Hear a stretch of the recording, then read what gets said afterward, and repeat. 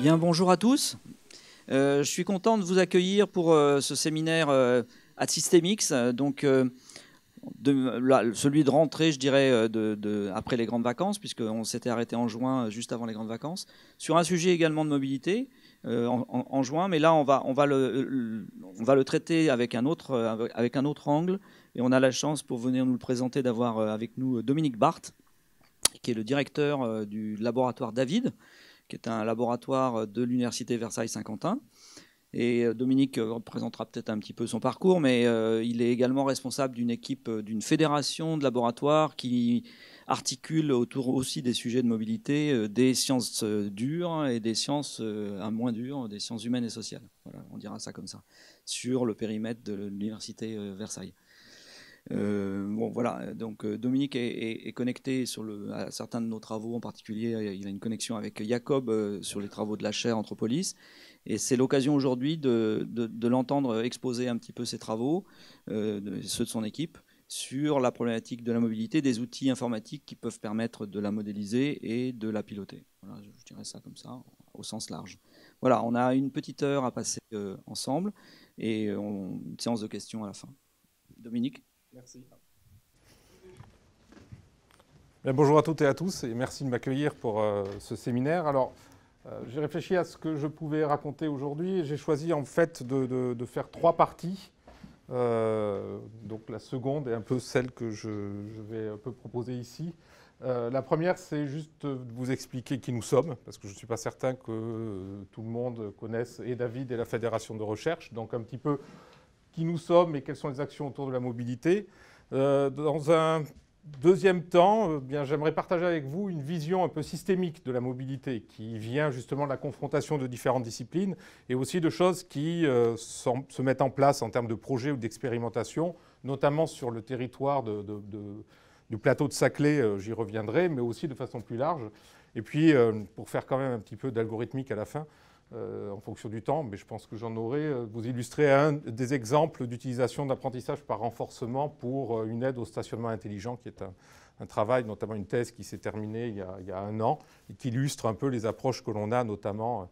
Alors je vais essayer de pas trop lâcher le mot d'IA dans l'exposé, parce que c'est un terme que je commence à détester. Plus je généralise, plus on nous demande, on devrait mettre IA dans le nom du laboratoire, parce que maintenant, c'est comme ça qu'on se vend. Mais n'empêche que c'est un petit peu dans ces notions-là.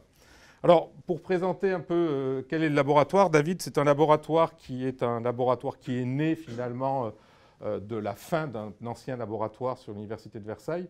Et donc, le principe, donner algorithme pour une ville intelligente et durable, l'idée, c'était de mettre vraiment en commun des équipes plutôt orientées données et des équipes plutôt orientées modélisation et algorithmique, sachant que, évidemment, ça paraît aller ensemble, mais d'un point de vue de l'histoire des communautés, je ne vais pas faire l'histoire de la communauté scientifique informatique, mais les données et les algorithmes, c'était 2 chapelles un petit peu différentes pendant très longtemps. Donc là, l'idée, c'était vraiment d'aller vers une collaboration avec ces disciplines sur un projet scientifique qui concernait tout ce qui était autour de la ville. Alors ici, je mets ville intelligente et durable, sachant que plusieurs élus n'aiment pas tellement la notion de ville intelligente parce qu'ils ne nous ont pas attendu pour que leur ville soit intelligente, d'après eux. Elles ne sont pas stupides actuellement, donc on devrait dire numérique.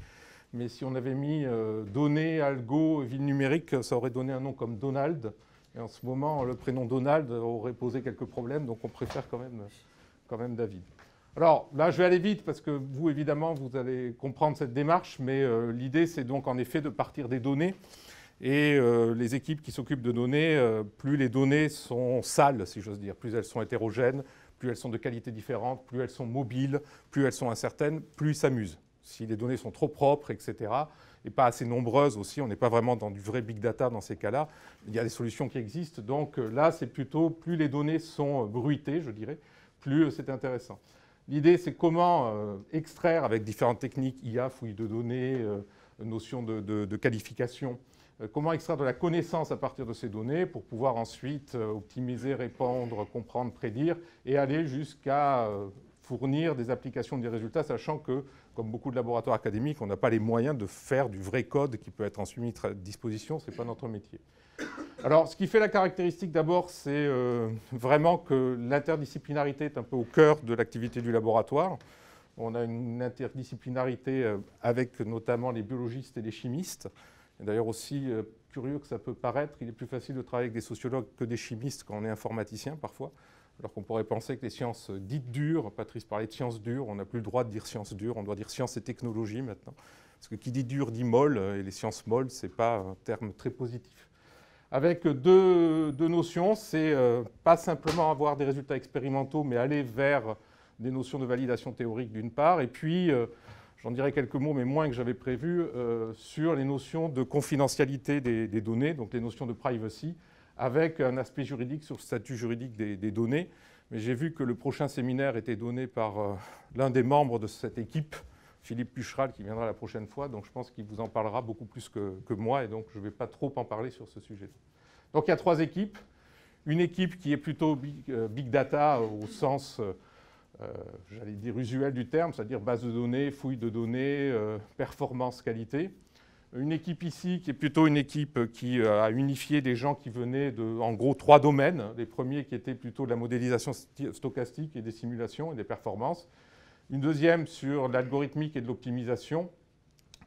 Et puis une troisième qui était reliée plutôt aux aspects de machine learning à travers les techniques d'apprentissage, avec aussi une compétence qui monte, notamment dans les gens qui viennent des modèles stochastiques, c'est sur la sûreté de fonctionnement. Et avec quelqu'un qui notamment travaille aussi déjà ici avec vous. Et puis l'équipe Petrus, qui est une équipe qui est aussi une équipe mixte avec l'INRIA, et c'est eux qui s'occupent de privacy, en gros, et d'empowerment, en gros, de traitement et de confidentialité des données, non seulement dans leur traitement, dans leur stockage et dans leur communication. Alors, sur le projet, donc, il y a 3 sujets. Celui-là, je vais y revenir, donc je vais l'oublier. On travaille également sur des notions un peu différentes qui sont, de façon transverse, des notions sur les données, la justice prédictive. Vous savez que les données de justice commencent à être de plus en plus numérisées, à être de plus en plus publiques. Et donc, ça va changer la relation du judiciable vis-à-vis de la justice et aussi de la manière dont évolue la jurisprudence et la loi. Et donc, il y a même déjà des sociétés qui vendent des outils d'IA qui sont censés pouvoir piloter en quelque sorte les avocats et de pouvoir influencer également sur les futures lois qui peuvent être données. Donc il y a un vrai sujet de société, puis un sujet, je dirais, sur à la fois l'énergie dans la maîtrise finalement de la gestion de ces outils, et puis sur les aspects environnement, notamment beaucoup sur les notions de qualité de l'air en milieu urbain.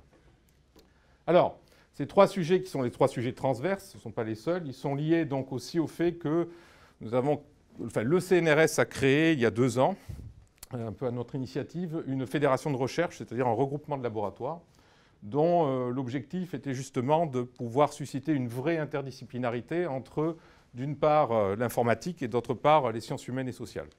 Donc, en plus du laboratoire donc David, vous avez là donc, comme communauté les sciences politiques, du juridique, des sociologues, des géographes et des économistes. Et l'idée, c'est justement de co-construire des sujets, c'est-à-dire non pas... Alors j'y reviendrai, il y a un terme qui est tabou, qui est l'acceptabilité. Si vous voulez énerver un sociologue dans un laboratoire, vous lui parlez d'acceptabilité, juste le mot suffit. Donc de sortir de ça, mais d'aller vers une co-construction, une appropriation, et essayer aussi d'intégrer dès le début dans la conception de solutions ou d'outils d'analyse, la composante, par exemple, sociologique, historique ou géographique. Les géographes, par exemple, sont des gens qui, vous devez le savoir, mais en termes de mobilité, pour comprendre la mobilité dans son environnement et dans son histoire, la géographie est un thème dans lequel il y a aussi une autre fédération de recherche où il n'y a que des géographes qui s'occupent majoritairement de mobilité, ont une énorme contribution et peuvent nous apporter énormément de choses notamment. Alors, il y a donc 4 thèmes dans cette fédération. Un thème sur territoire et environnement, j'en dirai 2 mots. Mobilité, on va y revenir. Le terme sur tout ce qui est autour notamment de la notion de données, la virtualisation finalement d'un certain nombre de concepts, de données et les impacts que cela peut avoir, notamment d'un point de vue juridique. Et puis les notions de culture et de patrimoine, autant dans leur compréhension, leur préservation et le fait de pouvoir apporter finalement le patrimoine aux citoyens. Alors, cette notion de ville métabolique, elle est intéressante parce que c'est une vieille notion que les sociologues ont depuis le 19e siècle, mais qui s'adapte toujours. C'est finalement relié un petit peu aussi à la mobilité, mais pas uniquement, sans arriver au niveau du Léviathan. Mais l'idée, c'est qu'une ville ou un territoire urbain, finalement, C'est quelque chose qui va consommer des produits. Alors au 19e, on regardait beaucoup le bois, l'acier, etc. Mais ça peut être beaucoup plus que ça. Et aujourd'hui, ce sont aussi des usages et des données pour produire quelque chose, alors notamment des déchets, mais aussi, c'est un paramètre que certains voulaient étudier. Là, j'aurais pu mettre bonheur. Comment mesure-t-on le bonheur au niveau d'une ville? C'est une notion intéressante aussi, qui tourne autour du citoyen. Et finalement, cette ville métabolique, elle peut être vue comme une interaction ou une superposition de réseaux qui peuvent être soit matériels, soit immatériels, soit visibles ou invisibles. Si je prends un réseau qui est un réseau d'évacuation des déchets, il est très matériel, mais il est invisible, parce que la plupart du temps, il est souterrain. Un réseau social au niveau d'une ville, d'une profession dans cette ville, etc., c'est à la fois immatériel et invisible, c'est-à-dire, oui, vous pouvez le voir sur votre écran, mais il structure aussi la ville, mais sans avoir une réalité physique. Il y a cette notion qui est intéressante, notamment pour la mobilité, qui est issue de la théorie des sentiers, c'est-à-dire vous livrez une infrastructure que vous avez pensée ou qui existe, et puis les usagers la façonnent, parce qu'ils vont l'utiliser d'une certaine façon. Il y a des choses qu'ils utiliseront, d'autres non. Il y a des moments aussi où ils vont inventer des voies et des passages là où ça ne s'était pas fait, et c'est finalement le réseau induit par l'usage et non pas la structure qui est intéressante. Et cette notion de théorie des sentiers, c'est-à-dire que l'idée dans une forêt, c'est que les sentiers sont faits par les endroits où passent les animaux, et s'ils passent à certains endroits, c'est qu'il y a une logique derrière et quelque chose qu'on doit essayer de comprendre et de récupérer. C'est aussi finalement quelque chose d'immatériel, mais qui est nécessaire. Alors évidemment, là-dedans, il y a les réseaux, tout ce qui est autour des infrastructures de transport et de mobilité, qui la plupart du temps sont très matériels et très visibles, mais qui dépendent aussi des autres réseaux. Il y a d'ailleurs, je ne vais pas m'appesantir dessus, mais qui rejoint la notion d'environnement au sens premier du terme. L'environnement, c'est la palissade qui protégeait la ville autrefois, c'est l'origine du terme. C'est de savoir comment est-ce qu'on définit le contour d'une ville. Et finalement, ce que certains géographes ont proposé, c'est qu'elle était multidimensionnelle et que finalement, la limite d'une ville, c'était la limite des réseaux qui finalement structurent cette ville-là. Et que si on prend par exemple une ville comme Paris, et qu'on essaie de dire, eh bien, je vais regarder les voies de transport qui sont régulièrement utilisées chaque jour de façon périodique et importante, et je vais dessiner le réseau de mobilité, eh bien, on voit que Le Havre est une banlieue de Paris. Parce que tous les jours, il y a du poisson qui arrive par camion, par train, etc. Donc il y a cette connexion-là qui fait que si on se met au niveau des transports de produits ou de flux et qu'on dit quel est le contour d'une métropole, on voit que ça s'étend énormément. Et oui, d'une certaine façon, il y a un lien très fort, y compris en termes de mobilité, entre Paris et Le Havre. Donc, c'est des choses qu'il faut aussi considérer. Alors, en termes de mobilité, on va retrouver des notions que vous connaissez bien sur la mobilité en point de vue plutôt transport et mobilité, comme on l'entend ici, avec des notions quantitatives et qualitatives, je reviendrai. Il y a aussi une autre chose qui est intéressante, notamment pour les numériciens, c'est la mobilité des populations. C'est-à-dire que c'est l'étude des populations dans lesquelles la mobilité est un mode de vie. Ce n'est pas des gens qui bougent pour se rendre à un endroit, c'est évalué, je crois, à 3 millions de personnes en Europe, si je ne me trompe pas, des gens dont le mode de vie implique le fait de se déplacer régulièrement. Et qui sont notamment des populations qui ont un impact et sur la mobilité dans les villes et sur l'activité économique, mais qui sont des populations qui laissent très peu de traces numériques. On utilise beaucoup d'argent liquide, on utilise le moins possible un certain nombre d'équipements.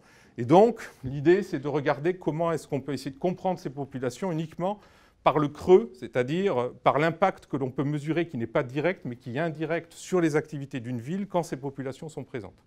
Et d'essayer de comprendre finalement comment ces populations bougent en Europe et l'impact qu'elles ont sur les sociétés. Alors derrière tout ça, évidemment, on peut avoir des pensées positives ou négatives. Hein. C'est des sujets où on apprend assez vite qu'il faut être précautionneux dans ce que l'on peut dire. C'est comme sur les notions de sécurité ou de sentiment d'insécurité dans les transports. Très vite, on va toucher des choses qui pourraient être relatives ou politiquement correctes, mais qui sont très intéressantes de mesurer notamment. Alors, donc, de ces réflexions, notamment avec et des collectivités locales, et des gens qui viennent des sciences humaines et sociales, avec aussi des projets qui sont en train de démarrer, et certains d'entre vous sont impliqués. Nous avons essayé d'établir une vision un peu systémique de la mobilité. Alors ce mot systémique qui est balancé un peu à toutes les sauces, hein, qu'est-ce qui est derrière? C'est le fait de dire que quand on prend un système, je ne vais pas dire complexe, parce que là aussi ça va être un mot valise, mais en effet, qui a différentes composantes et différents aspects. Quand on essaie de le comprendre, il faut le comprendre dans toutes ses dimensions. que ce soit des dimensions au point de vue spatial, au point de vue des usages, aussi au point de vue de l'histoire et de l'impact, pour essayer de l'embrasser globalement et de pouvoir ensuite le comprendre et pas avoir une logique qui soit une logique de silo ou de juxtaposition. Alors je vais partir je vais sûrement dire un certain nombre de banalités, mais aussi peut-être des choses qui vont vous faire réagir, ce qui sera très bien. Mais on va partir d'un constat, finalement, je dirais, de partir d'un grand territoire et d'essayer de se focaliser jusqu'à l'échelle, à un moment donné, de l'usager, qui est un peu la vision systémique. Alors si on regarde finalement un grand territoire, alors qu'est-ce que veut dire grand territoire? C'est globalement un territoire qui historiquement a été pensé comme un tout. Alors on pourrait dire, le Grand Paris est-il un grand territoire? Aujourd'hui, peut-être que oui, parce qu'il est pensé comme un tout. Est-ce qu'il l'était encore autrefois? On va voir que c'était un peu différent. Mais en gros, c'est un territoire qui a été maillé d'abord par des grandes infrastructures de transport, qui sont typiquement pour nous des infrastructures de transport ferroviaire et des infrastructures de transport routière, hein, les grands axes qu'on a dans la région Île-de-France par exemple, et puis le maillage avec les systèmes de train et de métro. Là aussi, il faut un peu comprendre comment ça s'est construit. Pour comprendre finalement aussi la structuration en termes de moyens ferroviaires de la région parisienne, on ne peut pas faire l'impasse finalement à un moment donné, au début du XXe siècle, au fin du XIXe, quand les choses ont commencé à se mettre en place, de ce que l'on pourrait dire aujourd'hui, qui n'est pas le cas, mais qui est un peu le cas finalement, d'une espèce d'opposition de ce qui est devenu la RATP et ce qui est devenu la SNCF, avec la ville de Paris qui voulait avoir son système ferroviaire en lui-même, mais qui à un moment donné se trouvait bloqué par des raisons législatives, et puis l'organisation plutôt d'une vision nationale du réseau ferroviaire, contre laquelle la ville de Paris s'est un petit peu opposée, avec, disent certains géographes et historiens, le fait que les parlements à ce moment-là étaient faits de ruraux un peu récalcitrants vis-à-vis de la ville, alors que la ville de Paris avait une vision plus urbaine, et qu'on a eu ces confrontations des deux mondes qui expliquent finalement aussi, pour beaucoup, le maillage. Avec aussi le fait de savoir si ces infrastructures ont, au moment où on a décidé peut-être un peu de...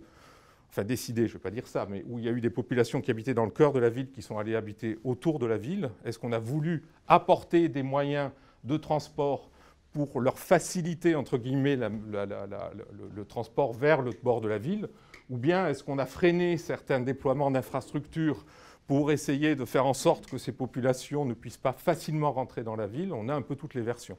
Je vous rappelle, il y a quelques années, quand sur certaines lignes de RER, on a voulu retarder les horaires pour que les gens puissent venir plus tard, certains élus avaient eu des remarques un peu particulières en disant qu'on allait permettre à une population potentiellement à problème d'être de plus en plus tard présente dans la ville de Paris. Quelque part, il y a la urgence finalement de savoir si on veut ou pas développer les transports en fonction de raisons qui n'ont rien à voir forcément avec la mobilité. Alors si on prend un territoire qui est maillé de cette façon-là, ensuite, quand on descend à une autre échelle, on va avoir des territoires qui sont un petit peu plus petits. La question, c'est de savoir si ces territoires sont des territoires cohérents en termes de mobilité. Dans les faits, ce sont des territoires administratifs. C'est une communauté urbaine, c'est une ville, c'est quelque chose qui a été pensé en dehors de la notion de mobilité, qui a en quelque sorte sa gouvernance propre, mais pas uniquement, et qui parfois, si ça avait été pensé en termes de mobilité, n'aurait pas été ce territoire-là auquel on aurait pu penser. On a un exemple ici, hein, dans le fait que vous voyez qu'entre les territoires de Saint-Quentin-en-Yvelines et la communauté d'agglomération de Paris-Saclay, je crois qu'il y a un croisement de 75% des gens qui bougent vont traverser l'autre le matin, dans l'autre sens le soir et de façon inverse. Et qu'il y a un peu ces logiques de porte en disant quand c'est passé de l'autre côté, c'est plus mon problème. C'est plus le cas aujourd'hui, heureusement, mais on a eu des logiques un peu de cette façon-là. Alors là aussi, la mobilité, ces zones-là, comment elles sont pensées, alors ça se dit beaucoup, notamment sur le plateau de Saclay, c'est d'abord les notions de porte, c'est-à-dire les connexions avec les grandes infrastructures et puis les interactions avec les autres territoires. Donc ça, c'est la première chose avec laquelle, je dirais, les territoires doivent travailler. Et là aussi, des solutions qui peuvent être apportées sont souvent, et bien sûr, des solutions de transport en commun basées la plupart du temps sur des bus, qui sont là aussi pour mailler parfois ces territoires ou pour pouvoir gérer une certaine intercommunalité. Et ça aussi, ça s'est parfois développé d'une façon erratique entre les territoires, où parfois aussi des territoires développent des zones et ensuite vont pleurer auprès de l'autorité, si j'ose dire, en disant « donnez-moi des bus, donnez-moi des trains ». Au quoi ils se voient répondre « ça ne se fait pas comme ça ». Il y a encore un cas récent sur la communauté d'agglomération de Paris-Saclay, où un nouveau quartier qui a été développé se voit sans bus et ça pose un certain nombre de difficulté. Puis il y a le dernier que j'aime bien, parce que sémantiquement, il dit pas mal de choses. Alors si je caricature, je dirais comment se déplacer là où rien n'a été prévu. Alors on a donné un joli terme, on a appelé ça le dernier kilomètre. Alors souvent on parle du dernier kilomètre, on oublie le premier kilomètre. Il y a aussi quelque chose derrière, parce que le premier kilomètre, il est souvent en voiture. Or la voiture, ce n'est pas forcément la mobilité telle qu'on la souhaite, alors que le dernier, c'est en absence de voiture très souvent. Donc on parle beaucoup plus du dernier que du premier. Et il y a un peu le fait de dire, c'est des endroits où on a évidemment les infrastructures, des routes, des voies, des escaliers, mais il n'y a pas forcément de moyens qui ont été pensés pour cette fin de mobilité, pour une raison sur laquelle aussi je vais revenir. Et donc finalement, on a parfois un peu l'impression que parce qu'on a nommé ce phénomène, on l'a résolu. Mais quelque part, ça reste souvent la fin du parcours. Alors pourquoi est-ce que on peut dire que dans une certaine logique, cette chose-là est moins pensée? C'est que si on a une vision donc globale, pour ne pas dire systémique, en disant qu'il faut aller de l'échelle macro au micro dans les infrastructures de transport, donc, et d'essayer de penser l'ensemble, ce qui est un peu la mission d'organismes comme Île-de-France Mobilité ou d'autres dans des communautés urbaines aussi, des visions globales, c'est-à-dire d'essayer de penser ces infrastructures-là.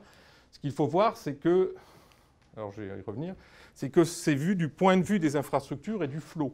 Parce que si on voit la mobilité du point de vue de l'usager, on a parfois l'impression que l'idéal, c'est cette chose-là. C'est-à-dire, je suis dans A et je dois me rendre dans B. Et donc, alors ça marche, oui. Le trajet qu'on me donne, c'est que je prends ma voiture jusqu'à atteindre une station de bus, il faut que je puisse me garer. Je vais prendre le bus qui va m'amener à une gare. À partir de cette gare, je vais prendre un train qui va me permettre de reprendre un bus.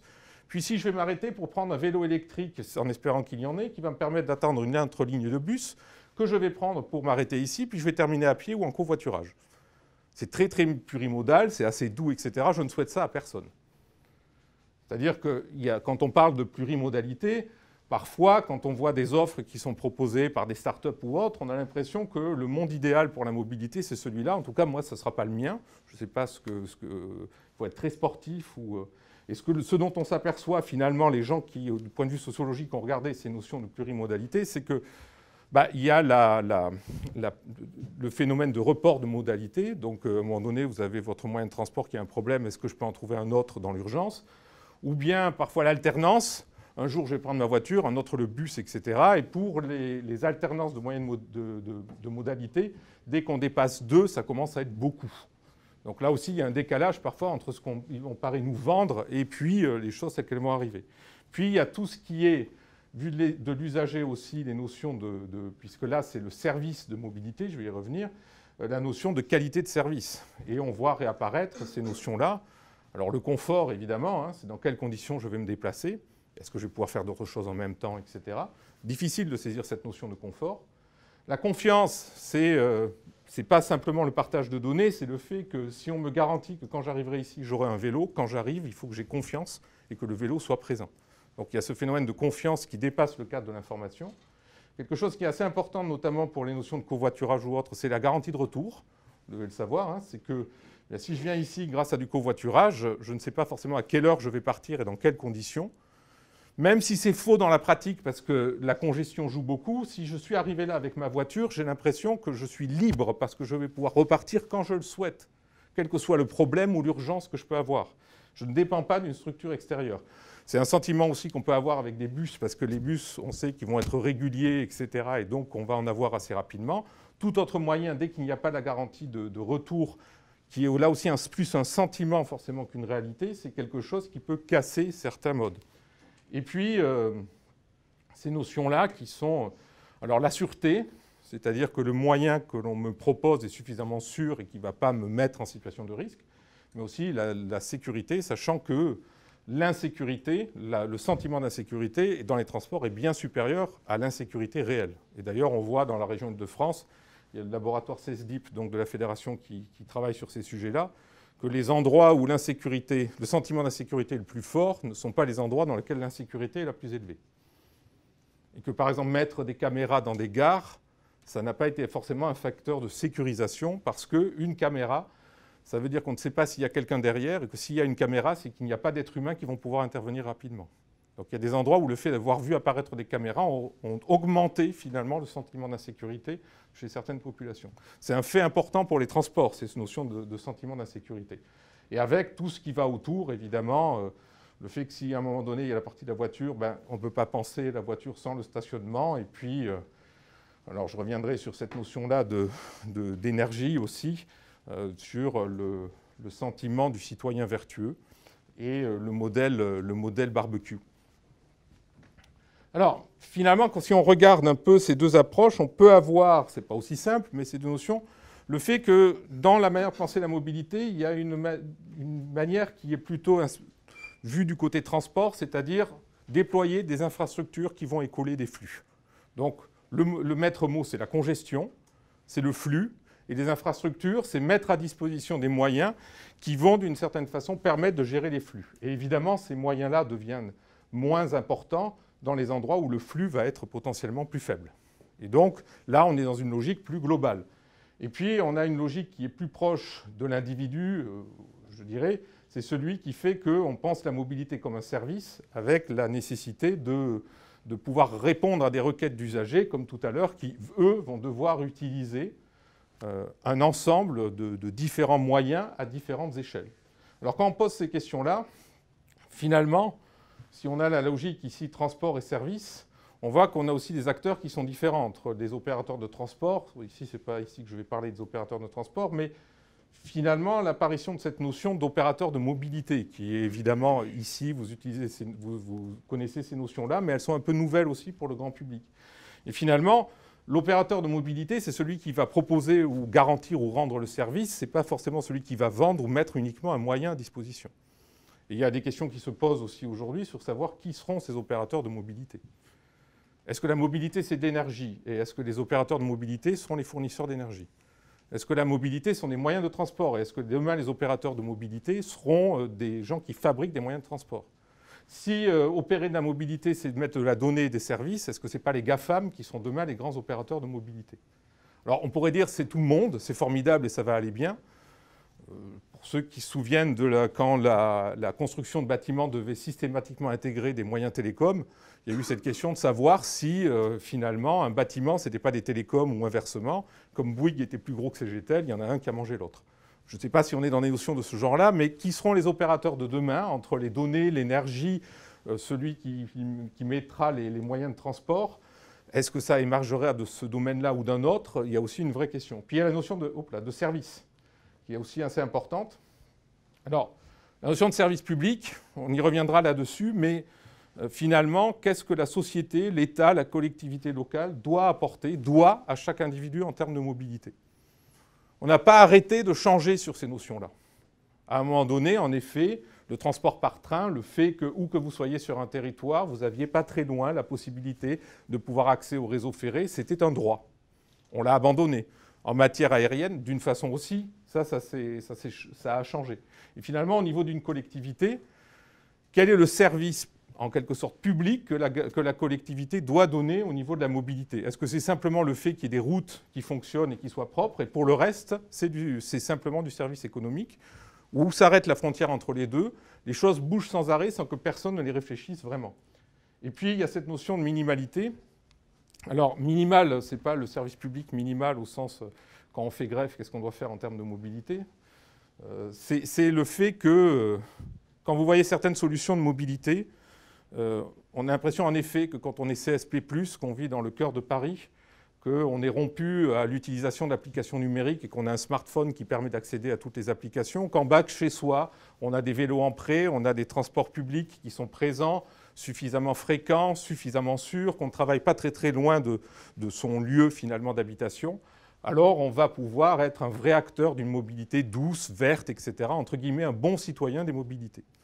D'un autre côté, si vous prenez quelqu'un qui vit assez loin du centre-ville, qui doit beaucoup se déplacer pour aller travailler avec des transports en commun qui ne sont pas forcément bien adaptés à cela, qui ne sont pas forcément sûrs, et donc qui doit faire le choix d'avoir un véhicule, mais qui n'a pas trop de moyens, qui va acheter un véhicule diesel bon marché parce que c'est la seule chose qui peut s'offrir, alors lui va être un mauvais acteur de la mobilité. Il est méchant, il pollue, il ne participe pas au principe, etc. On s'aperçoit qu'on a l'impression que tout le monde a un smartphone de bonne qualité. Il y a des zones où l'accès est à la compréhension des applications numériques et aux outils du numérique est un vrai problème.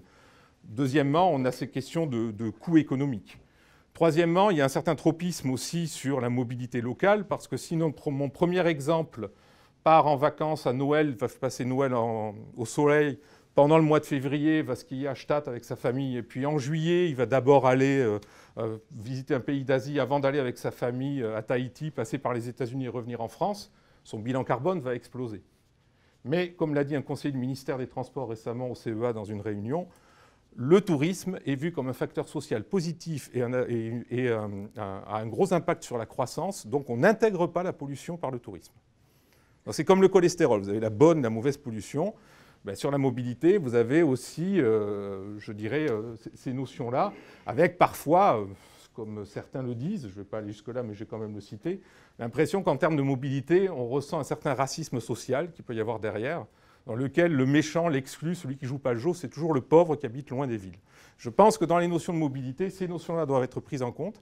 Et sur le territoire de Paris-Saclay, quand vous parlez aux élus, et notamment à celui qui est en charge auprès de la communauté urbaine de la mobilité, il va vous parler des zones de la communauté d'agglomération de Paris-Saclay qui se situent au nord-est, qui sont, lui, puisqu'il est élu de cet endroit-là, eu un vrai souci, et que chaque fois qu'il y a des choses qui sont déployées, des solutions de mobilité, il a toujours l'impression que ce territoire est un peu oublié.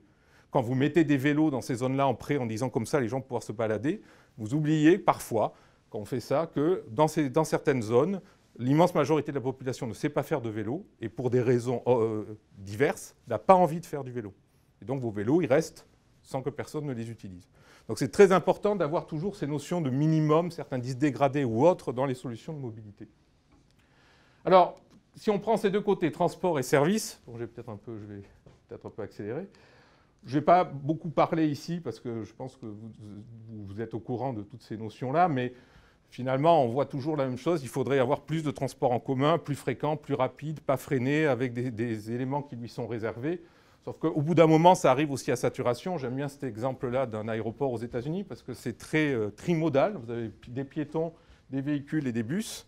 Puis vous voyez ici que vous avez un bouchon sur les véhicules, que la plupart des bus, quel est l'état d'un bus en majorité dans ce système-là? C'est comme pour la Ryder Cup en ce moment. Je ne sais pas si vous êtes passé à côté du parking, vous avez des rangées de bus qui attendent. La plupart du temps, le bus, il est à l'arrêt, il est vide. Donc là-dessus, il y a des questions aussi à se poser sur finalement cette notion-là. Et puis, à Bogota, où le choix avait été fait d'avoir un système vraiment par bus et non pas ferré qui soit massif, est-ce que cette solution-là a empêché les congestions? La réponse est non. Puis on a de toute façon toujours cette règle, j'aime bien ce qui était paru dans Lecture pour tous en 1909, quand après 9 ans ils avaient déployé le métro.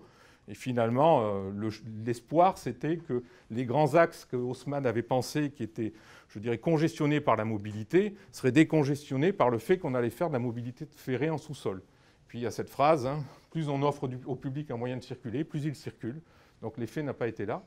Avec une chose aussi qui est intéressante, c'est que d'un point de vue d'optimisation, ce qui aurait été peut-être plus pratique, ça aurait été de penser les moyens ferrés souterrains de façon un peu orthogonale aux grands axes.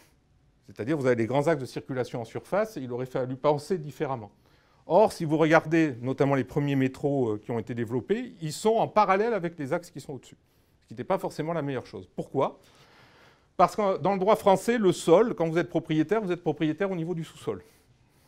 Si on avait voulu faire traverser des voies en dehors de ce qui était au-dessus des grands axes routiers qui étaient publics, il aurait fallu faire une expropriation souterraine pour pouvoir faire passer ces transports en commun.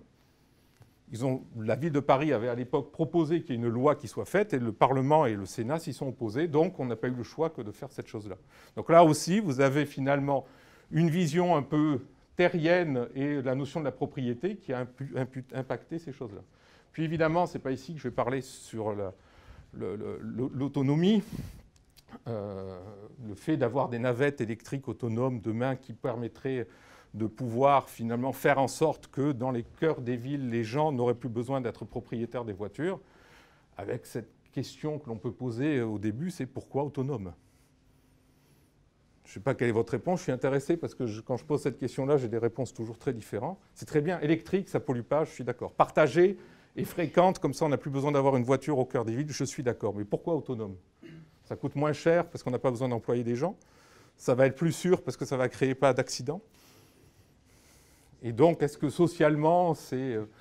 Mais voilà, il y a cette chose-là. Alors, je dis ça, moi, je travaille pas mal avec notamment VDCOM sur le véhicule autonome, je ne suis pas contre, mais c'est vrai, comme je le citais à certains tout à l'heure, un sociologue de Bordeaux qui a beaucoup travaillé sur la mobilité avec des transporteurs de mobilité a jeté un pavé dans la mare lors d'une dernière colloque en disant « On sent bien qu'il y a là, quelque part, la volonté du monde de l'automobile d'essayer de se maintenir au cœur des villes dans un avenir qui n'aura plus besoin d'automobile. » Donc je vous livre cette réflexion aussi que certains mettent en avant sur la notion que l'autonomie, ça serait finalement une manière d'essayer de sauver la voiture en ville alors qu'elle est condamnée.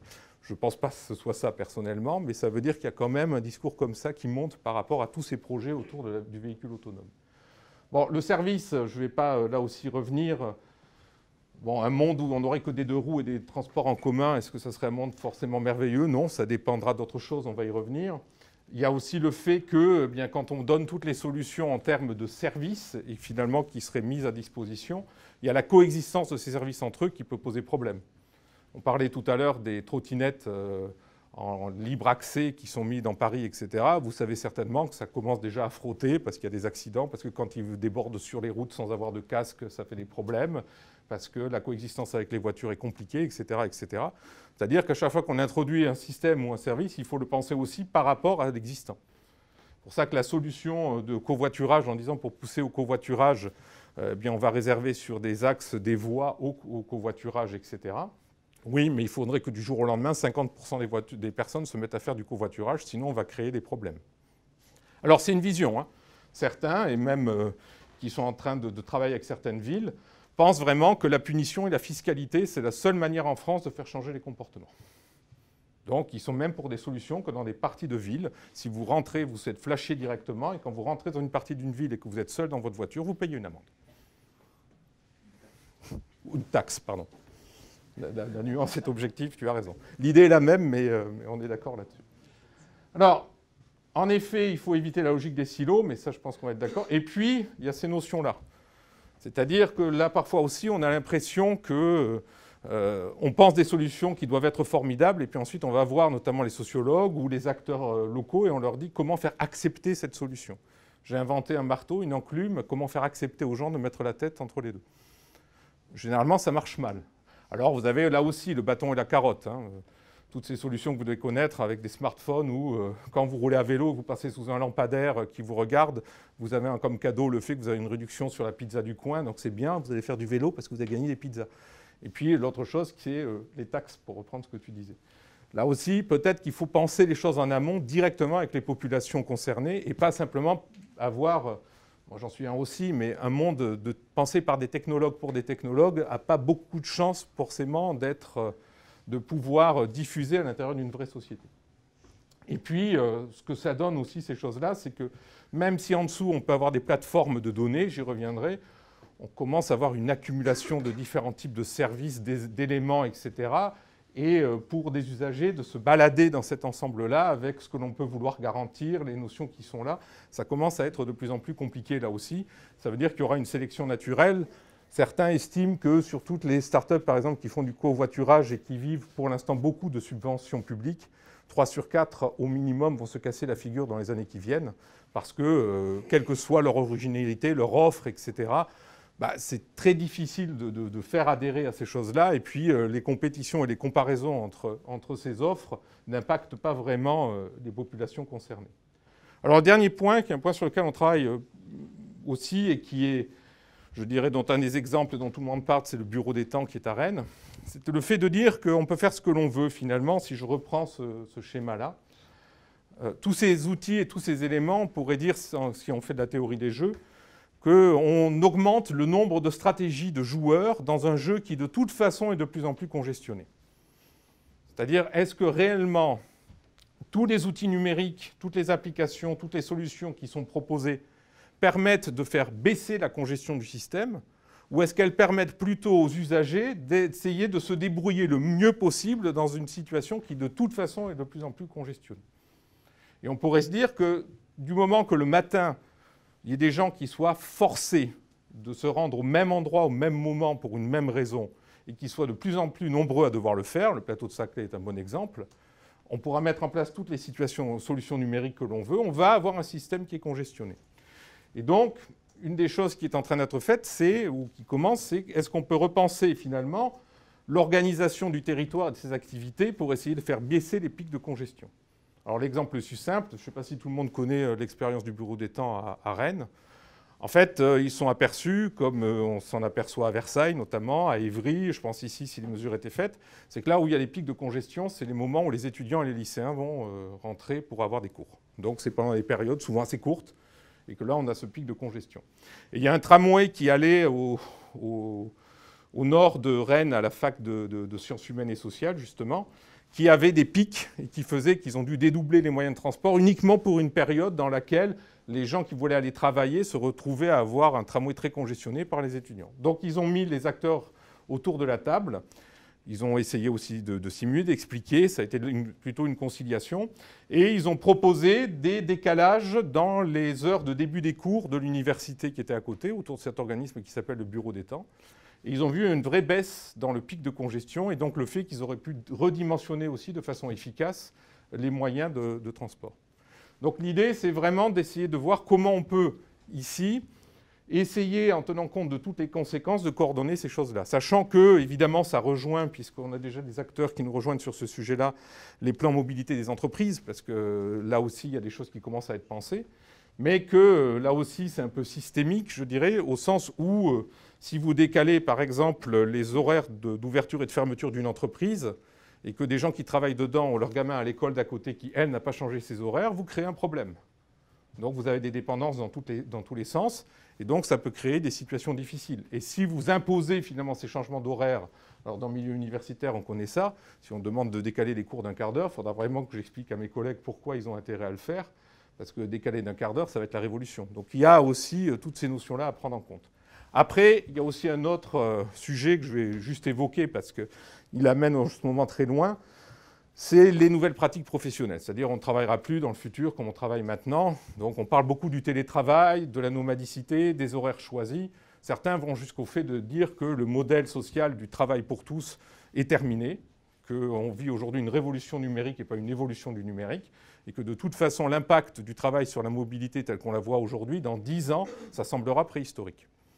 Alors, je ne vous dis pas ces choses-là, mais tout ça travaille aussi ces questions de territoire et de mobilité, avec finalement la vision que le territoire et le numérique devraient permettre à la ville de s'adapter à ces évolutions sans avoir à les freiner ou à les imposer. Et c'est un petit peu ça l'enjeu qu'il pourrait y avoir demain. Alors, tout ça, ça a été structuré notamment sur les acteurs du plateau, sur la mobilité, en 3 points que je ne vais pas détailler, mais évidemment, donc, il y a comprendre la mobilité dans sa complexité, c'est-à-dire pas simplement dans sa mesure et dans ses flux, mais dans ses impacts. La qualité de vie, est-ce que la mobilité, c'est un facteur de liberté ou c'est une contrainte? La mobilité, quand la bicyclette a été inventée au XIXe siècle et que ça permet aux gens d'aller se marier finalement dans le village d'à côté, ça a été un facteur finalement de mixité et de liberté. Est-ce que l'introduction de la ligne 18 du métro, ça sera une liberté ou essayer de traiter une contrainte? On en est dans des sujets différents. Et puis, comment on mesure la qualité de vie? Alors ça, il y a pas mal de choses qui se font aussi, pas que pour la mobilité, mais par exemple, eh bien, dans une ville aux États-Unis où ils ont repensé finalement des places et des rues qui étaient à la voiture uniquement pour les piétons, ils ont croisé des données sur la fréquentation des magasins qui vendaient des fruits et légumes frais, des dépenses de santé, les participations à des spectacles, et ils ont vu que les courbes avaient tendance à s'inverser positivement sur ces sujets-là, et que ça pouvait donc être des éléments de mesure de notions de qualité de vie. Mais c'est compliqué de savoir comment on peut mesurer la qualité de vie, notamment quand il y a des éléments qualitatifs. Après, évidemment, c'est de pouvoir avoir une gouvernance qui soit au niveau des territoires et de la mobilité, j'allais dire, temps réel et bien adaptée, et puis de pouvoir penser les solutions de demain. Et donc, d'un point de vue numérique, l'architecture qui avait été pensée et travaillée sur ces notions-là, elle était axée sur 2 éléments. Le premier, c'est l'observatoire des mobilités. Alors, hélas, je dirais, le terme devient lui aussi un terme valise. Dès qu'on a quelqu'un qui a des données de mobilité, qui met un graphique avec des courbes qui bougent, il a un observatoire. Tel qu'on l'entend ici, c'est l'observatoire tel que nos collègues, par exemple de l'astrophysique, le pensent, c'est-à-dire non seulement la capacité de pouvoir récolter des données et de pouvoir les visualiser ou les qualifier, mais également d'avoir des outils qui permettent d'analyser, de comprendre, notamment avec une approche interdisciplinaire, de croiser des données qualitatives et quantitatives également, pour être capable non seulement de mesurer quelque chose, mais de le comprendre dans sa complexité. Et donc là, il y a l'enjeu au-dessus des données et de leur utilisation, de pouvoir définir et des métriques et des outils d'analyse IA ou autres qui permettent de pouvoir comprendre la mobilité. Puis l'autre, là aussi, qui commence à émerger beaucoup, qui est le jumeau numérique, mais un jumeau numérique dédié aux mobilités et, je dirais, dynamique, c'est-à-dire pas simplement une modélisation 3D d'une infrastructure avec un état mis à jour de ses équipements, mais vraiment un double de ce qui se passe, de l'activité, qui permettrait aussi de pouvoir potentiellement simuler, prédire des solutions basées sur ces notions-là. Et que ça, ce soit basé sur une plateforme de données qui pourrait aussi porter les différents services. Alors ce schéma-là, ce qu'il ne résout pas, c'est que c'est la multiplicité des services. La notion du portail unique ou de service intégré, elle reste quand même très souvent à réaliser. De pouvoir avoir aussi la gouvernance qui va se servir de cette chose-là et un pilotage des infrastructures de différents points de vue. Alors la question aussi qui est derrière et qui est importante en ce moment, on en discutait tout à l'heure, c'est qui dirige ce bloc bleu? Alors, premier modèle, c'est que bien finalement, chaque grande ville ou communauté urbaine embauche une cinquantaine d'informaticiens, achète les équipements et puis met en place ce système-là. De l'autre côté, le deuxième modèle qui est à l'extrême, c'est le fait d'avoir un acteur que j'appellerais GAFAM pour être gentil, qui va dire à une ville, je vous donne tout ça clé en main, je vous fais tout ce que vous voulez. Même ça, les données qui remontent, elles sont à vous. Par contre, ce qui se passe à l'intérieur, c'est à moi. Mais ça ne va pas vous coûter cher. Par contre, il faut signer pour 20 ans. Et puis, une fois que ce système est en place, on va dire à la gouvernance, OK, mais si vous voulez que votre outil fonctionne vraiment très très bien, il faudrait changer votre manière de fonctionner. Il faudrait avoir un service qui soit comme ça, il faudrait avoir des données qui sont de cette façon-là, etc. Et d'avoir un poids où finalement, c'est le système lui-même qui finit par influencer la gouvernance et pas l'inverse. Alors les exemples, ceux dont on discutait tout à l'heure, il y en a un certain nombre où finalement les outils de guidage tenant compte du trafic ont fait à un moment donné qu'il y a des quartiers tranquilles qui ont été traversés par des flots de véhicules conseillés par ces outils-là et que les villes ont de repenser finalement la signalisation et l'orientation des rues de ces quartiers-là pour qu'à un moment donné, ça soit pénalisé par le système et que le guidage ne n'aille plus là-dessus. On est quand même dans une sémantique où on va penser une ville par rapport aux outils numériques qui sont proposés pour la mobilité. Mais là, c'est qu'un petit exemple parce que ça va jusqu'à l'organisation des territoires eux-mêmes. Alors, juste en passant pour parler du projet, avec Jacob et avec un directeur d'un laboratoire de sociologie, on a un projet qui est soutenu par l'Institut Pascal, qui est une unité de service CNRS qui s'est créée récemment sur le plateau de Saclay, qui va consister pendant un mois à pouvoir inviter une trentaine d'experts internationaux autour de groupes de travail, de conférences, etc. Donc l'Institut Pascal, c'est un lieu dans lequel ça va être organisé, autour de la notion de mobilité et autour de la vision interdisciplinaire d'un sujet comme celui-ci, avec ensuite l'engagement de fournir aussi un livre blanc finalement sur les perspectives, les pratiques et les solutions à partir de ça. J'espère que l'IRT systémique sera partenaire aussi de ce projet, pourra nous aider à le construire et à le finaliser, sachant qu'on a 1 an pour le monter et que c'est quelque chose d'assez ambitieux. Alors, ça me permet aussi de parler du deuxième projet dont je pense que vous avez certainement entendu parler, qui est Moving Saclay, qui pour l'instant est un programme ou une initiative, ce n'est pas un projet, qui regroupe des acteurs de mobilité du territoire, donc des acteurs académiques et des acteurs industriels, autour des 3 communautés d'agglomération qui se sont engagées sur ces projets-là, donc la communauté d'agglomération Paris-Saclay, Saint-Quentin-en-Yvelines et Versailles-Grand Parc, sur le fait d'essayer justement de déployer des solutions de mobilité. Alors, il est clair que la motivation aussi de ces communautés d'agglomération, c'est qu'il n'y a pas de ligne 18, et d'ici 1 à 2 ans, ça va être la catastrophe absolue pour se déplacer autour du plateau de Saclay. Donc d'essayer de penser la mobilité. Alors moi je vous le dis tout de suite, ce n'est pas le fait que l'on va travailler sur ces sujets-là qui vont résoudre le problème. Le problème, ils vont l'avoir de toute façon. Donc nous l'aurons de toute façon. Mais on commence à avoir aussi des notions d'impact et de scénario. Il y a quelques communes qui se trouvent dans le sud de l'Essonne, qui étaient des communes finalement assez attractives, etc., qui commencent à être des communes là aussi en état de fracture, parce que les temps de traversée de la ligne tracée par la 118 pour les gens du Sud et aller travailler au Nord devient tel que les employeurs ne veulent plus embaucher de gens qui viennent de ces endroits-là. C'est un phénomène nouveau depuis 1 ou 2 ans qu'ils n'avaient pas mesuré auparavant. Donc il y a des notions comme ça aussi qui les travaillent beaucoup. Et l'idée, on retrouve ces idées-là qui correspondent à avoir le fait qu'on veut essayer de comprendre et anticiper la mobilité, de piloter autant d'un point de vue énergétique que de transport les équipements et les infrastructures et de les concevoir aussi, de concevoir les briques technologiques et tous les aspects numériques qui vont avec ces notions-là, avec notamment aussi le triptyque, j'y reviens pas, mais ces 3 notions différentes, la sécurité, la safety et la privacy qui sont un triptyque nécessaire dans toutes ces solutions, et autour de ces 2 objets que sont l'observatoire et le jumeau numérique. Donc voilà un peu pour je dirais, la mise en commun de différents éléments de mobilité qui viennent de ces échanges à la fois au sein de l'informatique, avec les sciences humaines et sociales, et avec des acteurs territoriaux aussi au niveau de la mobilité. Alors, je vais aller très vite. Quelques exemples de travaux, alors là je vais plus revenir vers de l'informatique, je dirais. Quelques exemples de travaux qui sont menés au laboratoire sur la mobilité. Les 5 minutes qui me restent, je vais juste détailler un tout petit peu le dernier, mais je vais quand même avancer sur ces notions-là. La première, quand on parle de privacy, ce que l'équipe Petrus a regardé, c'est est-ce qu'on pouvait avoir des moyens de faire du guidage de véhicules urbains en tenant compte du trafic, mais en garantissant que le système qui garantissait ce guidage n'allait pas suivre le mouvement de chaque véhicule. Donc ils ont mis en place une architecture qui correspond à faire un échantillonnage finalement des véhicules par étapes, donc qui ne sont jamais les mêmes, qui remontent des données. Ces données sont centralisées et le calcul qui est fait avec ces données est redistribué au niveau d'autres véhicules qui les communiquent entre eux.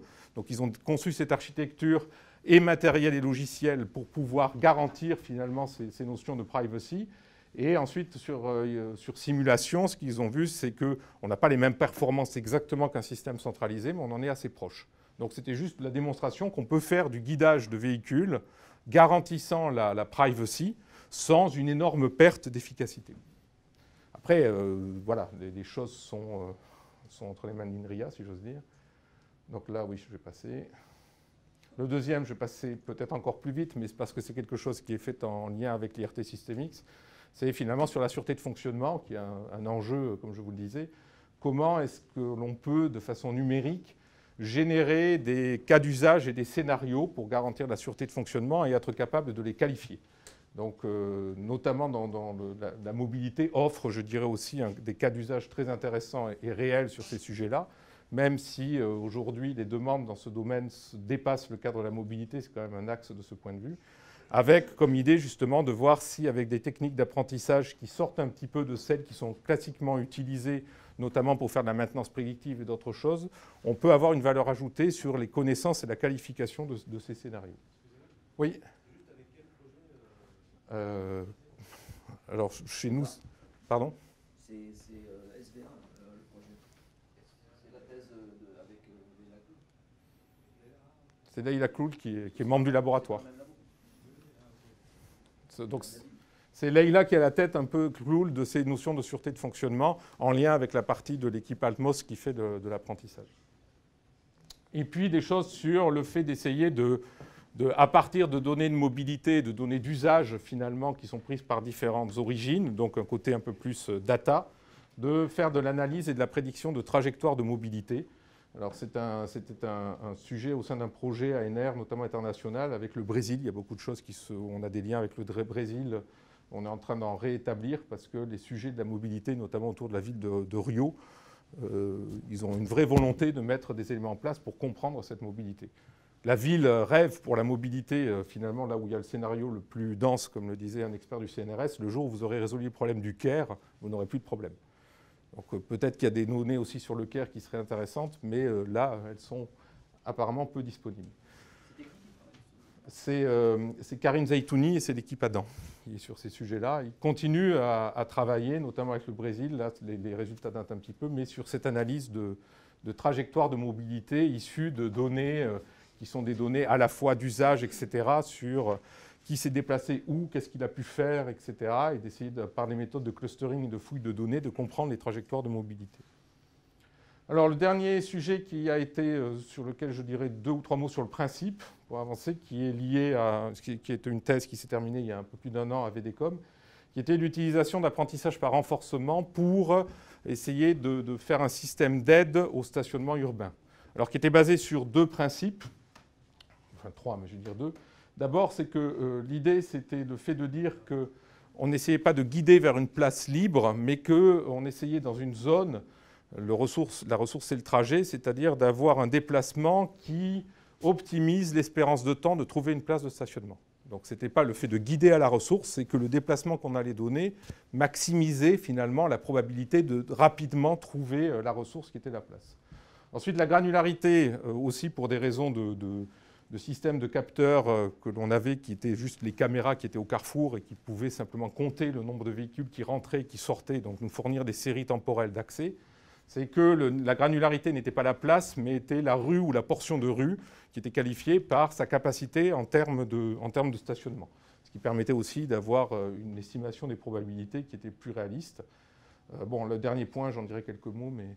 Donc, en gros, la ville était modélisée sous forme d'un graphe que j'ai beaucoup simplifié ici, mais dans lequel les sommets vont correspondre aux intersections. Et puis, alors là, il faudrait voir des liens à double sens potentiellement, c'est-à-dire les rues et donc les moyens d'accès sont caractérisés ici par les liens entre ces sommets. Et donc, dans lequel on a des données statiques, c'est-à-dire la longueur, la vitesse autorisée, tout ce que vous voulez, etc., mais aussi avoir des notions dynamiques qui peuvent être liées aux évolutions de congestion, avec toujours aussi là, le fait qu'on reste à un niveau qui est vert, jaune, rouge. Parce que pour l'instant, on n'a pas beaucoup mieux. Donc, le fait d'avoir des mesures très très précises de l'évolution au cours du temps, à la seconde près, du temps de traverser des rues, etc., d'abord, ça ne sert pas à grand-chose à mon avis, mais en plus, on ne les a pas. Donc là, on peut avoir, c'est fluide, c'est pas très fluide, et puis c'est bouché. C'est-à-dire, c'est souvent les informations que vous pouvez avoir quand vous les avez. Et puis, là aussi, parce que c'est ce qui définit un peu les orbites de stationnement, les distances en termes de rues piétonnes. Alors, au niveau des carrefours aussi, une prise en compte finalement du temps de traversée des carrefours, parce que ce n'est pas le même temps de traversée si vous avez un feu ou non, si vous allez tout droit ou inversement. Donc, on peut aller jusqu'à cette granularité-là. Alors, pour venir au cœur du sujet, en fait, s'il y a une destination, l'orbite de stationnement, elle va être d'abord décidée en fonction de la distance maximale à pied tolérée par l'usager pour rejoindre sa destination. Donc, ça veut dire jusqu'où je peux me garer par rapport à ma destination. Donc ça va définir le sous-graphe. Et puis, vous avez le nœud d'entrée, finalement, du véhicule à l'intérieur de cette zone, qui lui aussi peut être soit conseillé, soit c'est là où le véhicule va arriver. Donc en fait, pour faire cette notion d'orbite, alors un élément important, c'est que, j'y reviendrai pas beaucoup, mais on a justement aussi de façon dynamique une notion de probabilité à gros grains de trouver une place de stationnement à l'intérieur de chaque zone. Ce n'est pas que chaque place soit vide, c'est une évolution finalement en fonction du constat qu'il peut y avoir, je reviendrai sur ces notions-là, du nombre de libérations ou de prises de place. Quand on a ça, donc on a ce graphe-là, on va considérer que chaque carrefour est un joueur, que les stratégies de chaque carrefour, ça va être le choix finalement des liens suivants, et que l'utilité va dépendre finalement de la solution qui est construite, avec une notion d'apprentissage par renforcement. Alors si je prends le nœud de départ, il a 3 stratégies. Il peut choisir soit A, soit B, soit C. À ce nœud de départ va être associé un vecteur stochastique, dans lequel à chaque fois la probabilité qui est donnée, c'est la probabilité de choisir soit A, soit B, soit C.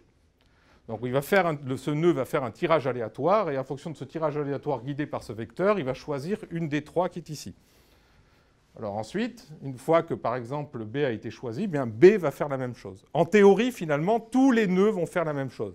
En pratique, ce n'est pas nécessaire que tous les nœuds le fassent, mais je vais faire comme si ici, chaque nœud qui est dans cette zone va faire son choix. Quels que soient les choix qui ont été faits par chacun des nœuds ici, ce qu'on va déterminer en partant du nœud de départ et en suivant les choix consécutifs, ça va être un trajet. Donc ça, c'est finalement l'ensemble des choix locaux de chaque élément ont caractérisé ce trajet-là, dont on va pouvoir calculer l'espérance de temps de trouver une place de stationnement. Et en fonction des valeurs d'espérance qui ont été calculées, alors c'est là où on prend des méthodes d'apprentissage par renforcement. Alors on a surtout choisi d'utiliser des méthodes basées sur le linear reward in action pour les spécialistes, c'est-à-dire quelque chose où finalement, quand on a fait un choix, on ne va jamais baisser la probabilité de ce choix, on ne peut que l'augmenter en fonction de l'utilité. Et par contre, plus la probabilité est élevée, plus elle augmente doucement pour être certain que si on congèle le système, on est vraiment sur une notion d'équilibre, de stabilité. Mais bon, là, sur le principe, on va mettre à jour ces vecteurs-là. Et ensuite, bien, on va itérer le jeu un certain nombre de fois jusqu'à atteindre un état jugé état de stabilité. Si ensuite, on va considérer, comme par exemple ce cas-là, un des choix, celui de probabilité les plus élevés, ou enfin, c'est souvent ce choix-là qui est pris, à partir de ce moment-là, le véhicule va pouvoir avancer d'une étape s'il n'a pas trouvé une place de stationnement sur cette zone. Et puis, ce que l'on va... Hop là. Voilà, ici. Et donc, à partir de B, on va décaler le système et on va réapprendre. Mais à chaque fois, les vecteurs qui sont ici restent dans leur état initial. Donc, tous les véhicules qui sont en train de chercher une place alimentent le même système. Évidemment, ce n'est pas forcément la même orbite, mais globalement, ça ne perturbe pas trop le système, cette notion-là. Et ce que l'on voit, c'est que finalement, la méthode d'apprentissage, si on la compare avec une méthode totale qui est irréaliste, mais qui correspondrait à dire je regarde tous les trajets possibles pour savoir quel est celui que j'aurais pu choisir en termes d'espérance de temps, la méthode par apprentissage, c'est elle qui le plus rapidement, finalement, va trouver la solution qui permet d'avoir une probabilité de trouver une place qui atteigne finalement la probabilité optimale que l'on peut avoir le plus rapidement. Donc ça fonctionnait, je dirais, assez bien. Après, il y a toute la question que je ne traiterai pas ici, de savoir si je ne connais que les entrées et les sorties dans une rue des véhicules, comment je peux essayer d'estimer le fait qu'il y a une place de parking qui a été libérée ou il y a une place de parking qui a été prise. On a traité un cas dans lequel personne n'avait de garage. Parce que si quelqu'un sort de son garage personnel, il ne libère pas une place et il va être identifié finalement comme une place libérée. Donc tout n'est pas réglé sur ces notions-là. Mais par apprentissage, par confrontation finalement entre le fait de dire j'aurais dû trouver une place ici et en général je ne l'ai pas fait, il y a des choses qui peuvent apparaître. Mais c'est comme toutes les méthodes d'apprentissage, on peut dire laissez le système tourner pendant 6 mois, 1 an, vous allez voir après ce sera super. Quand vous dites ça aux usagers, ils vont vous dire est-ce qu'on est prêt. Surtout qu'au début, il faudra accepter que le système vous fasse un peu n'importe quoi pour qu'il finisse par apprendre. Donc évidemment, il faut superviser le système, il faut avoir 2 systèmes miroirs pour pas que le système qui est en train d'apprendre vienne perturber le système réel, etc. Il y a toutes ces notions d'introduction. Et ça permet de dégager des plages de temps homogènes finalement sur les rues, pendant lesquelles la probabilité qui a été calculée de trouver une place reste, je dirais, à peu près la même et assez réaliste.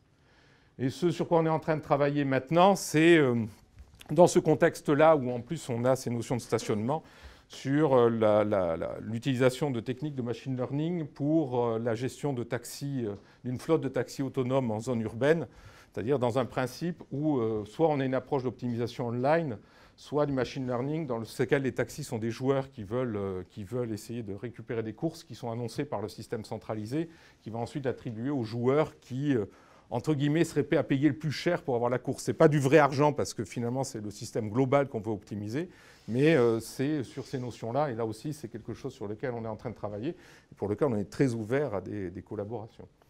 Oui. Et quand est-ce que vous tenez compte des horaires, des tranches horaires? Oui. En fait, c'est pour ça qu'on a regardé sur des données, c'est qu'on n'est pas parti d'a priori, parce que quand on voit les données dans différentes villes, on voit assez vite les choses classiques, entre 8h et 9h, telle chose, etc., si c'est ça la question sur les plages horaires. On voulait savoir si un système de classification allait les retrouver. Et il les retrouve. Le problème, c'est qu'il les retrouve parfois un peu trop finement. C'est-à-dire que dans certains quartiers, si d'habitude il y a 3 personnes qui sortent à la même heure pour prendre leur voiture pour partir au boulot, lui tout d'un coup il va avoir un micro-pic alors que globalement ça ne va pas jouer sur cette probabilité. Donc là on a utilisé des techniques classiques, on a comparé, on a retenu la meilleure. Nous sommes conscients qu'il y aurait des choses à faire pour l'affiner par rapport à ça. Est-ce que vous tenez compte aussi des types de zones? Est-ce que c'est une rue commerciale ou une rue résidentielle? Je pense vous avez raison sur ce qu'il faudrait faire. La ville de Versailles nous a fourni, normalement ça devait être les caméras, mais bon, ça a été un peu compliqué, donc ils ont payé des gens qui sont allés pendant plusieurs jours, toute la journée au bord des rues, et qui ont noté à quelle heure un véhicule passait, libéré une place ou compagnie. Donc on a eu une semaine de données faites à la main sur 6-7 rues. Mais c'était des rues assez homogènes. Donc je pense qu'en effet, il faudrait prendre compte de ça, mais on n'avait pas suffisamment de données sur des territoires, même si on avait pris, c'est nous qui avions choisi la zone, je ne sais pas si vous connaissez Versailles, mais on a pris la zone qui est autour du marché carré, qui le mercredi et le samedi sont Enfin, on sait qu'il ne faut pas aller se garer autour, qu'il faut aller plus loin, mais que les autres jours, on peut tenter sa chance. On a retrouvé un peu ces phénomènes-là. Et donc, en effet, je pense que la connaissance a priori du territoire par notamment la gouvernance doit permettre d'accélérer la recherche de données. Et on sait déjà qu'il serait très, très surprenant que dans une zone, sauf des zones où il y a beaucoup de place ou jamais de place, dans une zone, on ait le même comportement entre 8h et 10h le matin et 10h et midi. Donc voilà, dans l'idéal, finalement, les systèmes d'apprentissage devraient pouvoir le retrouver tout seuls. Je suis d'accord, je suis assez convaincu que toutes les informations qu'on peut donner a priori ne peuvent qu'améliorer ou accélérer le système. Ah, donc, si une politique urbaine modifie toute partie des règles de stationnement, des choses comme ça, comment le système, de façon dynamique, sans reprendre l'apprentissage à zéro, s'adapte? Alors, je vais donner une réponse, parce que c'est une vraie question. C'est-à-dire que finalement, un système d'apprentissage doit aller vers une compréhension métastable. Comme je disais, c'est jamais de la convergence, un équilibre à la Nash ou des choses comme ça. Mais par contre, si on change un élément du système, l'apprentissage se remet en place tout seul pour essayer de reconverger sur quelque chose qu'il peut apprendre. Donc on a joué à ça. On a tout d'un coup, de façon volontaire, changé le nombre de places disponibles parce que, par exemple, on avait bloqué une rue ou quelque chose comme ça. Le système réapprend plus vite que si on remettait à zéro, etc. Maintenant, est-ce que si je change en pratique, en effet, la complexité du calcul de ces états-là, il est extrêmement rapide. Donc, en effet, le temps qu'un véhicule traverse ici, on a le temps de faire suffisamment d'étapes nécessaires pour lui pour pouvoir retrouver finalement le bon trajet. Maintenant, le fait que le système, globalement, le temps qu'il est nécessaire pour qu'il intègre un changement et qu'il varie, est-ce que c'est un temps réaliste ou pas? Les expériences ne permettent pas de le montrer. Ce qu'on peut montrer, c'est que ça reconverge, mais enfin, vous devez le savoir, sur les méthodes d'apprentissage, on a beaucoup fait de convergence, mais pour nous, quand on a une convergence, et même si quand on peut la prouver et qu'après on voit qu'on a 1 million ou 2 millions d'étapes nécessaires pour reconverger, c'est une constante, quoi, en quelque sorte. Est-ce qu'1 million ou 2 millions, c'est quelque chose de réaliste par rapport à ça? On travaille sur un sujet aussi où on utilise des apprentissages locaux pour le pilotage des feux tricolores au niveau des carrefours avec une prise en compte de l'évolution des changements des véhicules. Mais quand vous mettez une méthode classique de Q-learning derrière ça, le nombre d'étapes nécessaires pour que les feux soient nécessaires d'apprendre, ça reviendrait à dire dans la pratique aux gens, pendant 6 mois, la ville, les temps de feu, ça va être n'importe quoi. Mais dans 6 mois, si vous ne changez pas trop de comportement, la ville va finir par apprendre. Donc il y a beaucoup de choses dans la littérature où on met en avant des Q-learning pour faire ça. Mais derrière, la question intéressante, c'est est-ce que c'est suffisamment réactif? Et c'est vraiment ça qui est l'enjeu. Oui.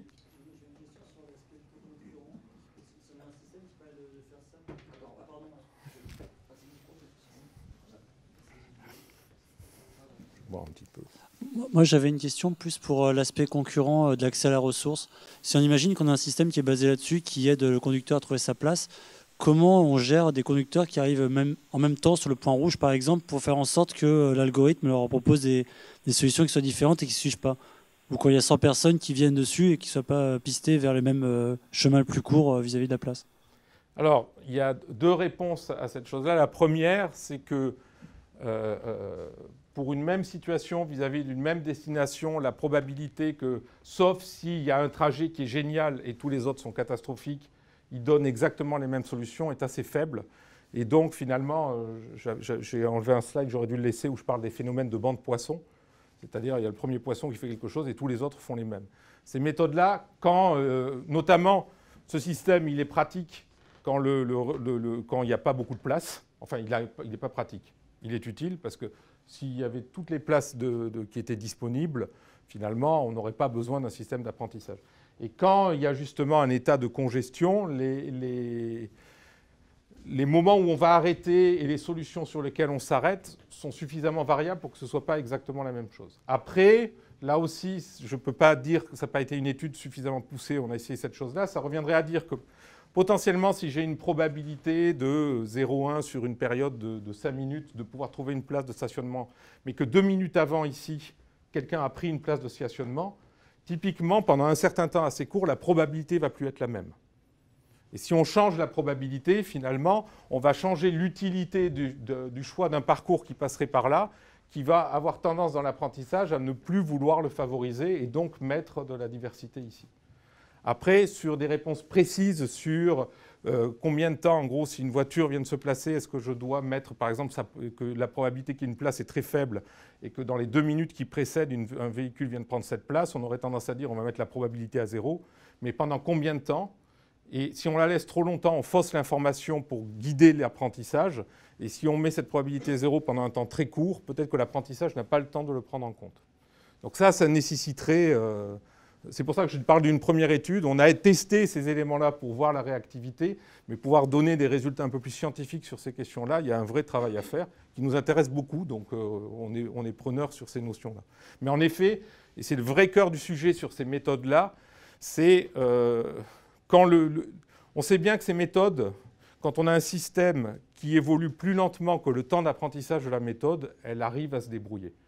Mais si le système peut bouger finalement localement plus rapidement que l'apprentissage met de temps à le prendre en compte, il y a toujours la question en disant on va faire comme si ça n'avait pas bougé parce que ça n'aura pas d'impact. Ou alors finalement on peut avoir des constats et ça marche, c'est le cas dans certains domaines, moi je n'ai pas de problème à le dire, en disant oubliez l'apprentissage. Je n'ai pas d'autre solution, mais votre système il bouge trop. C'est notamment le cas dans certains domaines des télécoms, parce qu'on a fait beaucoup de choses d'apprentissage sur les télécoms. Quand vous avez un réseau qui, à un moment donné, va bouger très vite en termes de congestion, de demande d'accès, etc., les méthodes d'apprentissage qui sont derrière, elles n'ont pas le temps potentiellement de se réadapter. Et c'est ce problème-là qui fait que certaines solutions sont abandonnées. Donc la question, c'est quand le système bouge, est-ce qu'il faut vraiment tenir compte du fait qu'il bouge ou non? Et si on doit le prendre en compte, est-ce qu'il ne va pas bouger trop souvent, trop rapidement par rapport aux méthodes qui vont passer leur temps à essayer de courir derrière sans jamais les rattraper? Et ça, c'est des vraies questions, à mon avis, en effet. C'est pour ça qu'on parle de... Enfin, ce n'est pas dans ce domaine-là, mais je pense on fait... je ne vais pas parler de mobilité, mais on travaille avec le LRI à Orsay sur des méthodes d'apprentissage pour, avec des chimistes et des biologistes, essayer de prédire la structure tridimensionnelle d'une molécule. Donc on fait jouer les atomes les uns contre les autres. Dans le fait qu'ils aiment bien avoir des liaisons avec d'autres atomes, qui n'aiment pas être contraints dans leur... Et donc, on lance ce graphe avec ces règles en l'air, et puis il passe son temps à bouger et on regarde.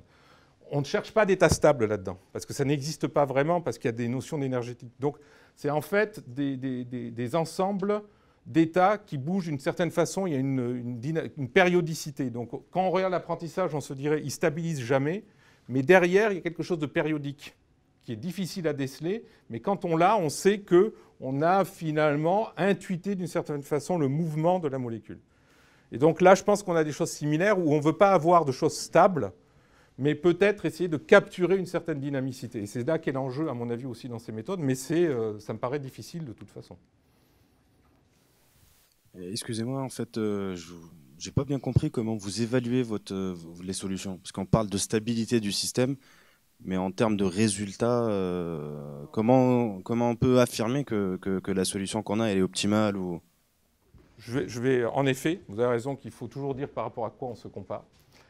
En fait, si j'ai des véhicules qui sont là, si à un moment donné, j'aurais, par un coup de baguette magique, la matière de figer. Et puis là-dessus, ce que je vais faire, c'est que pour celui-ci, un autre, etc., je vais regarder la totalité des parcours possibles. Il y en a un nombre exponentiel, etc. Je vais tous les comparer, je vais prendre la meilleure et je vais dire maintenant, tu vas avancer sur celui-là. Ce que je n'ai pas le temps de faire en réalité. Donc on a dit, on va comparer ce que fait notre méthode à cette méthode-là irréaliste, mais finalement qui fait une espèce d'exploration totale, et pas à profondeur K, mais sur toute la profondeur possible de l'orbite, de tous les parcours qui pourraient être trouvés pour chercher le meilleur. En quelque sorte, l'idée qui était derrière, c'est que fait c'est toujours souvent ça avec ces méthodes-là, si moi je suis ici, que je ne connais pas vraiment cette zone, qu'est-ce que je vais faire quand j'arrive là? Je vais jeter un coup d'œil sur les rues qui sont ici, et puis je vais dire, tiens là, peut-être qu'il y a une place, je vois une véhicule partir, je vais la prendre. Ça, c'est une vision à profondeur 1. Et la question, c'est, si j'avais une profondeur 2, puis 3, puis 4, etc., et jusqu'à l'infini, je pourrais faire beaucoup mieux. Et si je pouvais regarder toutes ces solutions, je pourrais faire beaucoup mieux. Donc ça, c'était la solution à battre, d'une certaine façon. Et là, ce que l'on a fait, ça a été le fait de dire, on n'a pas le temps de regarder toutes ces choses-là à toutes les profondeurs, donc on va se barrer à une certaine profondeur et on va faire jouer pendant un certain temps. Parce que la méthode d'apprentissage, on peut l'arrêter quand elle veut. C'est sur la qualité de la solution. Donc voilà ce à quoi on s'est comparé.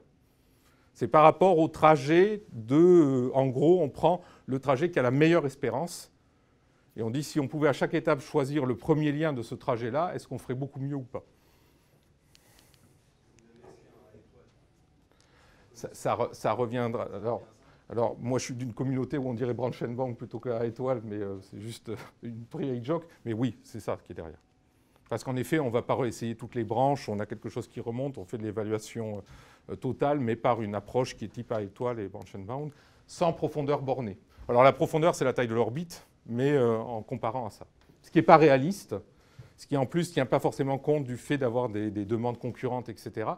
Mais par contre, si en effet on avait été très très loin de cette solution, on pouvait dire l'apprentissage apporte quelque chose, mais le coût à payer par rapport à l'optimal, il est très élevé. Merci pour la présentation. Je voulais savoir, normalement, en fait, le mécanisme, il est reproduit pour autant de voitures qui rentrent dans le système, en parallèle. Est-ce que vous essayez de maximiser en quelque sorte un bien-être social ou en fait, le social welfareness ou une mesure comme ça qui dit, voilà, on va essayer de faire en sorte que, en globalité, la flotte de voitures qui rentre dans le système, elle sera plus ou moins satisfaite. Et si c'est le cas, est-ce que, par exemple, vous pouvez ou vous avez essayé de considérer, par exemple, les attributs de la voiture? C'est-à-dire, moi, si j'avais tendance à utiliser ce système-là, j'aurais préféré qu'un poids lourd avec un impact carbone plus élevé soit mieux guidé qu'une voiture légère ou électronique ou électrique, pardon, ou des choses comme ça. Donc, alors, sur la deuxième partie de la question, non. Mais c'était en gros ce qu'on aime bien faire sur l'apprentissage, voir ce que ça pouvait donner sur la mobilité. C'est ça le but. Donc il y a beaucoup de choses qui restent à faire et ça, on ne l'a pas regardé.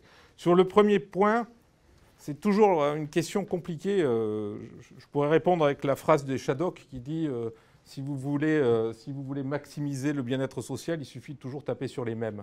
C'est-à-dire que quand on fait de l'apprentissage distribué, c'est qu'on considère que chaque élément a son intérêt propre et qu'on va avoir une situation d'équilibre. Bon, l'équilibre de Nash, je pense que vous connaissez, mais c'est le fait de dire que, vu les choix faits par les autres, le choix que je fais, il est optimal. Je ne pourrais pas faire mieux vu le choix fait par les autres.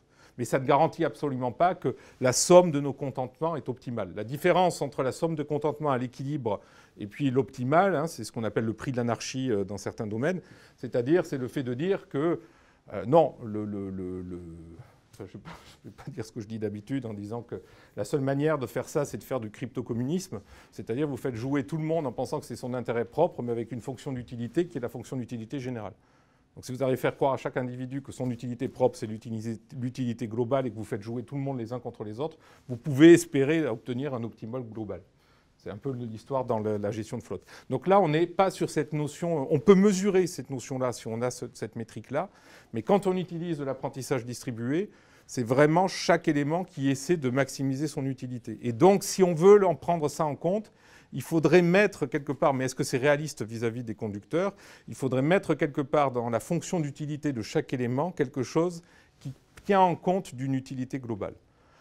Après, sur les modèles de mobilité, parce qu'on le voit dans des trajets, etc., si l'usager réel humain s'aperçoit que le système n'est pas en train de lui donner son contentement maximum, mais de jouer plutôt le jeu de la collectivité, est-ce qu'on va continuer à suivre ce que nous indique notre véhicule et notre guide? Là, il y a une certaine question. On sait que l'être humain, dès qu'il s'aperçoit qu'à un moment donné, le système n'est pas fait vraiment pour lui, il a tendance à taper à côté. Mais c'est des questions sur... Si on fait le choix d'utiliser des méthodes d'apprentissage distribué, on est plus dans une logique théorie des jeux que d'optimisation globale au sens classique. Autre question? J'avais un dernier slide, juste pour... Un dernier slide. Il n'y a rien dessus, mais juste une chose, c'est que, notamment pour ça, on est très très ouvert, évidemment, au partenariat. Donc, s'il y a des sujets communs, intéressants, etc., on travaille avec beaucoup de gens, notamment sur l'écosystème de Paris-Saclay. Et ensuite, juste dire que je pense qu'on a un écosystème assez riche sur Paris-Saclay, notamment sur les 3 territoires en termes de mobilité. Versailles-Grand Parc, une ville historique où c'est catastrophique de se déplacer à l'intérieur et on ne peut pas bouger un caillou sans qu'à un moment donné, l'expert au monument historique vienne. Saint-Quentin-en-Yvelines qui a été construit pour les voitures, par les voitures. Orsay, où on est en train de développer un plateau, il faut se souvenir quand même qu'historiquement, au XVIIIe, les premiers scientifiques qui sont venus ici, ils sont venus ici parce qu'il y avait de l'eau, parce que le territoire est quand même maillé par pas mal de choses de flotte, et parce qu'ils pouvaient avoir de la science faire de la science loin de tout et qu'on leur foute la paix. notamment le pouvoir central, et ils étaient tout seuls, tranquilles. C'est plus tout à fait le cas aujourd'hui avec cette communauté-là. Et cette diversité que l'on a, c'est intéressant parce qu'on a différents cas d'usage pour la mobilité. Il y a un petit peu l'originalité du territoire par rapport à d'autres. Donc voilà, là j'ai terminé. Merci. Merci.